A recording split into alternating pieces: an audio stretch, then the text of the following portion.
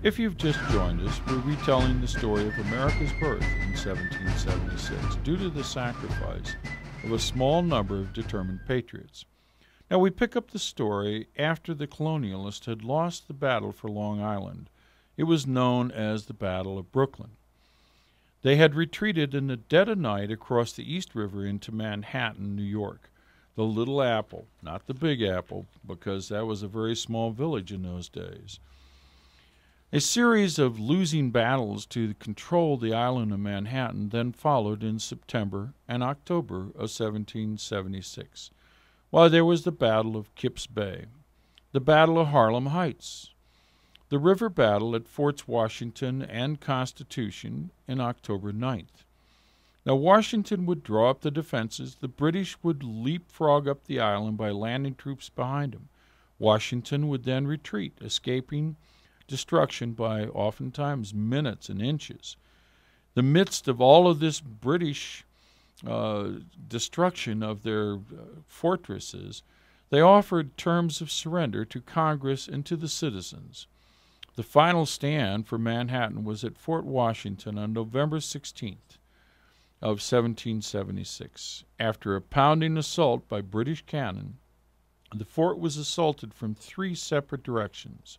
4,000 Hessians, bayonets fixed, charged from the north. General Cornwallis and Highlanders struck from the east.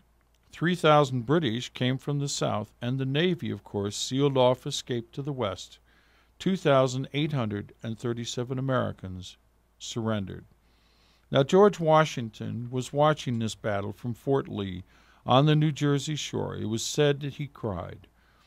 3 nights later, 4,000 British and Hessians, under the cover of darkness, in rain, assaulted Fort Lee. But guess what? Washington got word and had retreated. On November 21st, 1776, a bedraggled army of only 3,000 men began the slow retreat south over the colony known as New Jersey. Washington rode at the rear of the column, a point long remembered by his troops, the point of greatest danger. But he gave no outward sign of worry. He simply rode.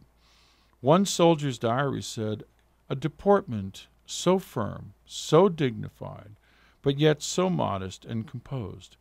I've never seen it in any other person." In less than 10 days, enlistments for 2,000 of the 3,000 troops would expire. Now, General Charles Lee had 3,000 troops as well, and these had been located east of the Hudson River, guarding British moves against New England. General Washington now asked General Lee to move his troops south to Trenton, New Jersey, and they could help in the defense of Philadelphia. He sent several generals and even his personal secretary, Mr. Joseph Reed, a Philadelphia lawyer, to the countryside to recruit new volunteers. Now, meanwhile, the Congress, in typical fashion, abandoned Philadelphia because it seemed like danger was near. I don't think things changed all that much again. Well, it was George Washington's darkest hour. Many in Congress entertained removing Washington. General Lee himself was openly critical of General Washington in secret letters to Congress. And even Mr. Joseph Reed, General Washington's own secretary, was secretly writing General Lee encouraging him to take charge over Washington. Everybody thought Washington was incompetent, except for his troops. On November 25th, 1776, General Cornwallis and an army of 10,000 British set off to catch Washington. They marched towards Brunswick, New Jersey, and the Loyalists turned out with cheers and food and strong drink to entertain the British troops. On November 30th, a sealed letter from General Lee arrived at Washington's headquarters by express rider. Mr. Reed was absent on a mission, so Washington tore it open, thinking it was General Lee's confirmation that he was finally moving his troops south out of New York to help him defend Philadelphia. What Washington read revealed that his secretary, Mr. Joseph Reed, had actually encouraged General Lee to take over as commander-in-chief. He had been betrayed. But Washington, the man that he was, resealed the letter and wrote on the envelope an apology for having opened and read the content by accident. He never spoke again of this incident. Several skirmishes across New Jersey occurred with Washington's army fighting courageously and then disappearing in the night. The British and the Hessians dawdled. Oh, they enjoyed the Loyalist hospitality, the beer, the women, the song. And soon many of the troops were plundering houses and ravishing the women against their permission. They began burning houses of suspected patriots, and frankly, they offended the population. By December 9th, Washington had retreated beyond Trenton, New Jersey, across the Delaware River.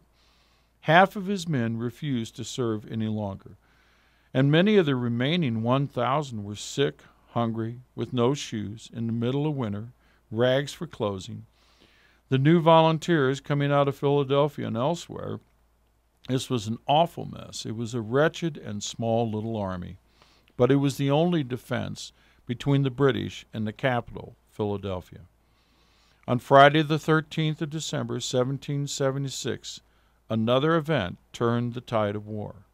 General Lee, who had been very, very slowly responding to Washington's plea for help, began traversing New Jersey.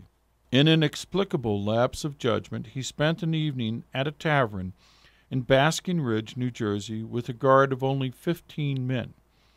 As he had breakfast, 6 British cavalry under Lieutenant Bannister Tarleton galloped up against the tavern. They killed 2 guards and scattered the rest. The British threatened to burn the tavern, and suddenly General Charles Lee surrendered to the British.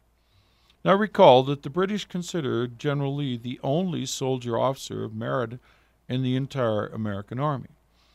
So after celebrating, General Cornwallis chose to send the Hessians to hold Trenton, New Jersey for the winter. He then returned to New York, of course, with his cherished prisoner, General Lee, to show him off as a trophy. Colonel Rahl, a Hessian, and 1,600 Hessian troops encamped in Trenton, New Jersey, and they were going to settle in for the winter. But on December 20th, 1776, General John Sullivan, who took over Lee's remaining troops, joined up with Washington across the Delaware River. Instead of the expected 4,000 troops, there were only 2,000 wretched souls, again, with no shoes, rags for clothes, and many without guns. By December 24th, General Washington had hobbled together a new army of about 6,000 troops to defend Philadelphia. Many of the officers stayed because of Washington's force of character. One wrote, "I cannot desert a man who has deserted everything to defend his country, and whose chief misfortune among 10,000 others is that a large part of this country wants the spirit to defend itself." And by that he means they didn't have the spirit. They were wanting the spirit to defend themselves. Volunteers with supplies came out of Philadelphia in answer to Washington's call for help. An artist, Charles Wilson Peale, recalled, walking among the soldiers by light, they looked as wretched as any man he had ever seen. One almost had no clothes. He was in an old dirty blanket, and his beard was long, and his face was so full of sores he simply couldn't clean it. It turned out that this disfigured soldier was ultimately recognized as his own brother, James Peale, who had been with a Maryland unit as part of the rear guard. And Thomas Paine, the author of Common Sense, the Englishman turned patriot, wrote a new booklet called The Crisis, which opened with the now familiar line, "These are the times that try men's soul." The summer soldier and the sunshine patriot in this crisis will shrink from the service of their country. But he that stands in it now deserves the love and the thanks of every man and every woman. We're retelling the story of America's birth in 1776 due to the sacrifice of a small number of determined patriots. Please continue to listen to the conclusion of 1776 after these important words from our sponsor.